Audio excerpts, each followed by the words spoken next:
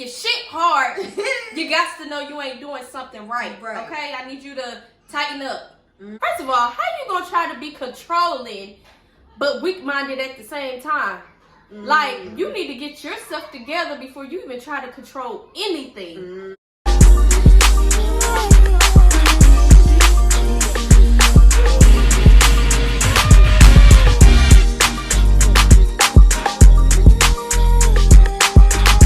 Hey YouTube, welcome back to my YouTube channel. As y'all know by the title, what this video is basically finna be already about, which is turn-ons and what to turn off to us. It's about a guy. This is my sister. Hey. Y'all probably know her from some of my other videos. And yes, this is my real hair. So, we're about to go ahead and get into the video.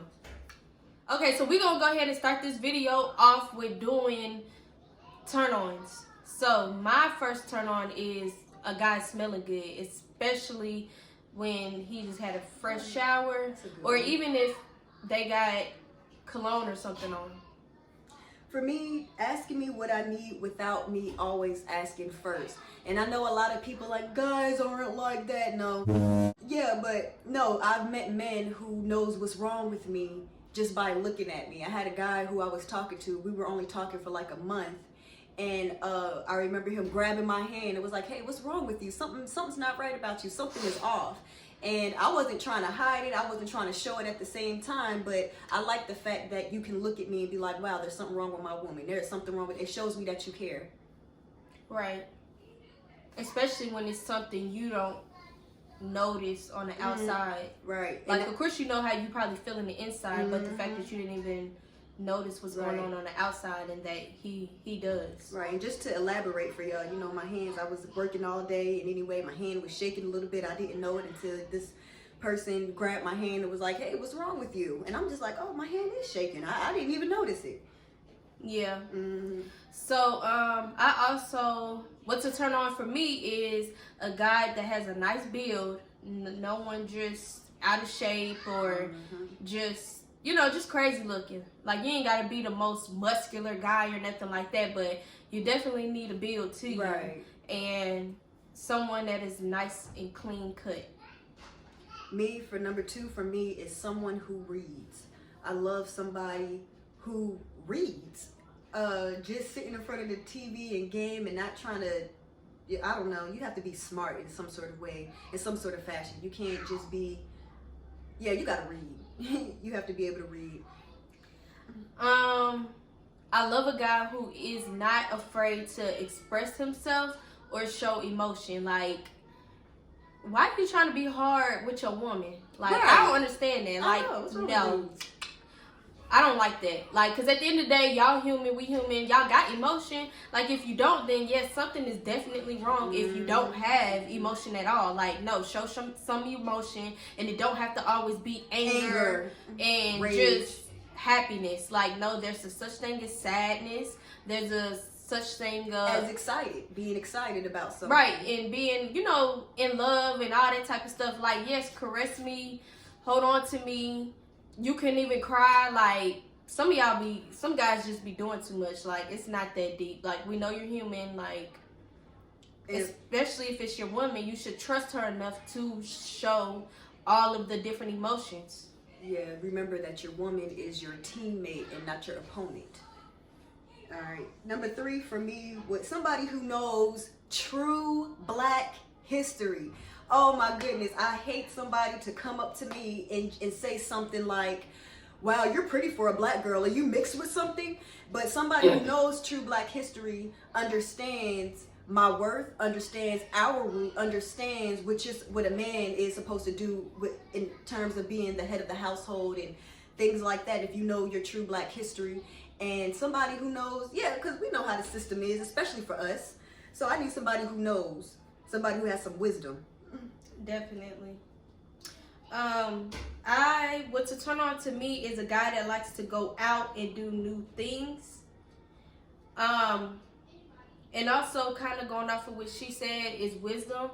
I like a guy who's willing to learn, period.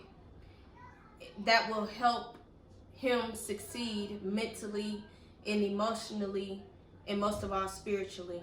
Because I really want someone who is, even if you're not just deep into your Bible and all of that, just someone that's at least working towards all of that and just is truly gaining wisdom. And I feel like the best wisdom that anybody can have is from the Bible.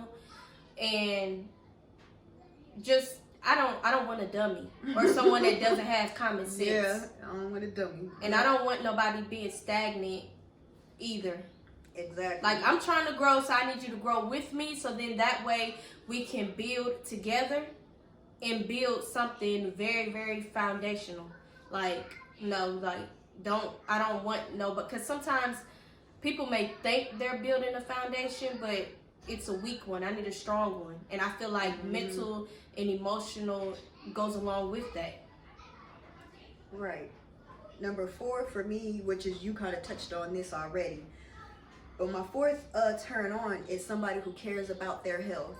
And that goes back to what she was saying earlier. You don't have to be perfect, beat to the gods or nothing like that. But I want you to be health conscious. I don't like when I come across, and not just men, just women too. I hate when I come across an adult and they say something, oh, I don't eat vegetables. Why? What's wrong with you? And then you wonder why your face is bumped up, why you always got acid, your breath is funky no matter how many times you brush it. And those are just a few examples. No, you really have to be health conscious, especially with COVID going around and things like that. Not eating right is really going to weaken your immune system. I need somebody who cares about their health, because when we're 60, because we're in a relationship, I'm working towards marriage, and marriage is a lifetime. So when we're 60, I don't want you walking around with health problems as if you're 80 years old. We can't do nothing now. I want to be 60, but with the heart condition of maybe a 40-year-old. And it's possible, because the people who surround us, the elders who's around us, including my mom, the pastor, and his wife, all of them at our church and everything, they're in their 80s and 90s, but they look like they're in their 50s. And they're able to try. All of their kids are grown and out of the house. They have time to do what they want to do because they did it right. They were very health conscious, and that's what I need. Right. And then if what you eat, so when you take a poop. You ever smell somebody poop that smelled like death? That's somebody who don't drink water and don't eat greens. Especially if it's super, super hard. If you shit hard, you got to know you ain't doing something right. Okay? I need you to tighten up. Drink some damn water. Yeah, because everybody thinks shit supposed to just stink. No, if you eat healthy, your poop don't stink. It's not supposed to. Not supposed to have a smell to it. If you don't believe us, look it up. Research over me search. Okay? Look it up. For real. Okay, and then I love a manly guy. I need a guy that's manly, not acting like a little boy or a little girl, or not a guy. Like, I just want a man, And then when he's manly, that can complement my feminism. Femininity. Yeah. There you go. My femininity. So, to me, that complements that. And it makes me feel even more of a woman when I'm with a manly guy, And I don't want to be with a guy and feel like I'm taking on some of the guy roles or anything like that at all. And to me, it's being a man isn't just about being muscular and how he walks. And how he got money. Right. It's their demeanor. It's how they handle things, And just, it's how they handle stuff too. Definitely. A grown man controls how he reacts based off of his emotions. So I was saying that it's about, all right, so you can't help if you're angry or if you're sad, but you can control how you react based off of those emotions. And a lot of men will get mad, punch a wall, say shit, disappear, not come back, and be like, well, I was just mad. Like, no, I understand that you're mad, but you still have a responsibility. You still have a household. Hey, when I get mad, do you think, I still cook for the family? I'm not going to make them starve because I'm mad. I am mad, but I'm still going to control my emotions, cook this dinner, and feed it to everybody because that's my responsibility as a woman, the woman of my household. So it's the same thing with the man. You have to be not control your emotions, but control how you react based off of the emotion that you're going through. True. My 5 is to be ambitious. Somebody who pushes me and somebody who supports me. I remember dating this one guy. This is after I had baby number 2. And yeah, baby daddy number 1 for me, and we was on baby number 2. And I remember getting myself together and trying to work out and everything. And number 1, he never made me feel like my body looked nasty. He loved my stretch marks. He loves the way my body looked. He will always tell me, "Wow, look at your body. This is what I did to you because you carried my baby." But when I started to work out, he was very supportive. "Hey, what do you need me to do? You said you wanted this protein shake. Okay, let me get it for you." And on the flip side, I had somebody who was not supportive of me. I'm telling them, "Hey, I'm trying to get myself back in shape," or "Hey, I want to get a better job." They would do everything they can to stop me from carrying out my dreams. And it's very stressful. It is so stressful. So somebody who's ambitious, who pushes me, that's what I need in my life. Because I'm going to push you back. And I need somebody who's going to push me. And then speaking on what she just said, that like she wants somebody that's ambitious, but that can turn around on the flip side, be a turn off, meaning like how she wanted someone to support her and stuff. There's guys and females in your relationship that won't support you, and they're jealous and going against you when y'all should be going, to doing things together, not going against each other. So that also, that for me, that's a turn off, because we're supposed to be a team. What are you doing? Why are you jealous of me? And then how you going to be jealous of the opposite sex? And then why are you even with me if you jealous? Like, that is weird. Especially, it's weird to me for a female to be jealous of a guy, and definitely for a guy to be jealous of a female. Like, you can't even compare the two. So how does that even work? Yeah, I met those. So that's one of my turn offs. And also, what's a turn off is guys that never dress up nice. I want you to dress nice, be dripped out. Like, can you get yourself together? Like, I don't expect nobody to be just flawless all day, every day. Yeah, we're not talking about Louis Vuitton and Rocawear outfits, or whatever the hell the kids are wearing nowadays. We're not talking about that. What she means is, I need somebody who looks presentable, somebody who's dressed to impress. I mean, take a shower, because first of all, that just goes under personal hygiene for me. Yeah, take a shower, put on a nice shirt, put on a nice pair of pants, and let's go ahead and go. Don't come out here with some sweats with some holes in it. You know what I'm saying? A dirty ass t-shirt. Or, "Oh, it's not dirty, it's just stained." I don't care. We're not sitting in the house. We're going out getting dressed. You want me to look good? Your ass looking at other women that look good. We gonna look good together. Right. And also, to me, that goes along with a guy having a nice shave all the time. A nice shave, nice haircut. That goes along with being dressed up nice. Yeah. All right, so one of my turn offs, number 1 for me, is when they want me to be their mom and their woman. They want the benefits of the mama, and they want the benefits of the woman. I'm like, bro, what is you? "Well, I don't see why you tired of cooking. My mom cooked for us every single night." Yes, your mother, who was a single mother, so she had no choice but to work and do the man's job and turn around and do the woman's job. This ain't that. We're in this together. We're going to split both roles 50-50. If not, what are you doing here? Why are you here? If I'm going to take on the role of a single mother, well, guess what? I'm going to be a single mother. I'm not going to have a man in my household talking about I have to treat our situation as if I'm doing it by myself. And then this man comes in and do what he wants as he chooses and pleases. No, I'm not your mom. I'm your woman. You are the head of household. You are the protector. You are the provider. You are the leader. So you need to take that responsibility that comes with it, and quit looking to me, your woman, to take on the man's role, which is the lead of the household. I gotta pay all the bills. I'm working late nights, getting up super early in the morning, come home, turn around, cooking stuff, and you talk about my mama did it. Like, nah. Period. Yes. Right. I am not your woman and your mom. I'm your woman. If you want to be with your mama, go be with her. And that's what I mean. They want the benefits of the mom and the woman, because the kind to being, with your mom, there's certain things you can't do in her household because that's your mother. You get what I'm saying? But he just wants the benefit of the mother, the benefit of the girlfriend. Like, you're not going to sit up here and tell me to take care of you and my kids, and at the same time we're having sex. No, I will be by myself. Another one of my turn-offs is a weak-minded, controlling guy. Yes. Oh my goodness. Like, I can't tell y'all how much I cannot stand a weak-minded, and a controlling. First of all, how you gonna try to be controlling but weak-minded at the same time? Like, you need to get yourself together before you even try to control anything. Like, how you gonna be controlling and weak-minded at the same time? Like, make that make sense. Please tell me, how does that work? Like, that doesn't even go, like, that shouldn't even go hand in hand. Like, that, it's like a, like, because if you're trying to be controlling, that means you're trying to lead something and, you know, be in charge, but you're weak-minded. And people that are weak-minded are people who listen to a lot of what other people got to say and strangers. Yeah, especially people that they don't even know, that don't add any value to their life. Like, how you going to be trying to put on for these strangers, but at the same time trying to be controlling? Like, you can't be in charge of something but be weak-minded. It doesn't work that way. It doesn't.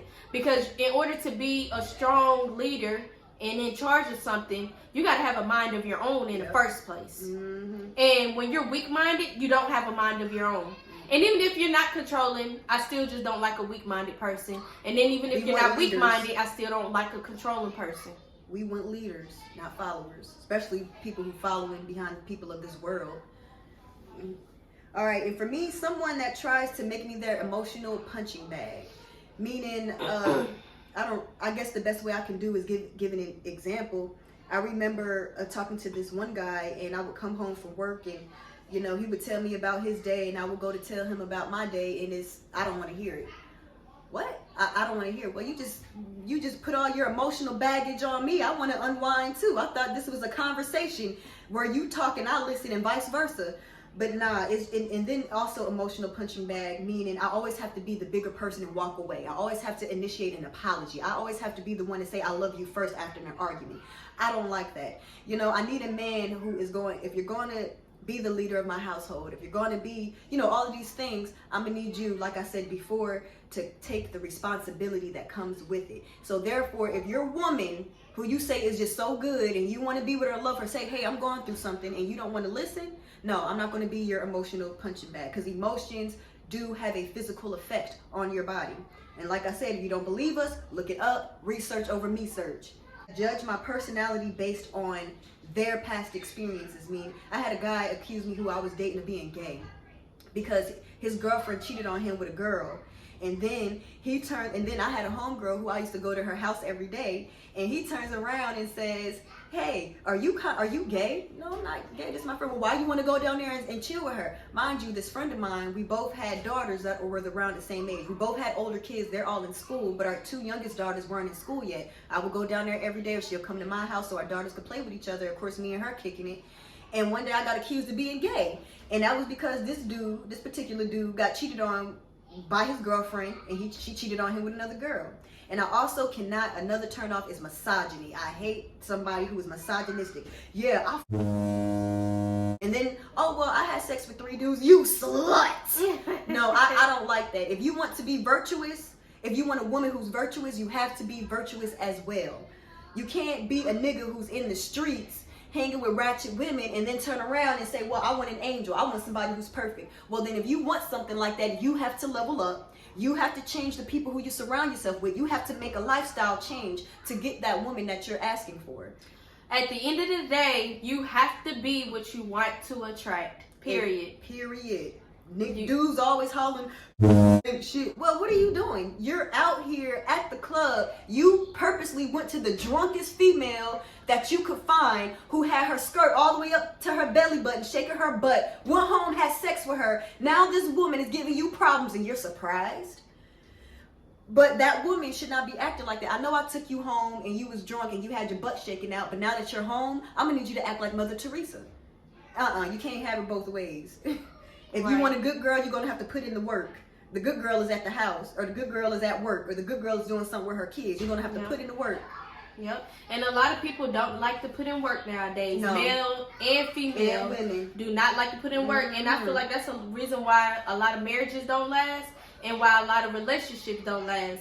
Because y'all don't want to put in the work. And then a lot of people are very selfish nowadays too. So none will be lovers of themselves. Yeah, you got to learn to be selfless. You do. Okay, y'all, so that's all that we have for y'all this go around. I hope that y'all enjoyed it. If you haven't already, make sure you subscribe. For my people that's already been coming back, hey, I see y'all. And make sure y'all comment. What do y'all think about anything that we said, or anything that y'all want to add, or y'all think would be good to share? Go ahead and comment that down below. Don't be scared. And just keep coming back. I appreciate y'all, and I'll see y'all next time.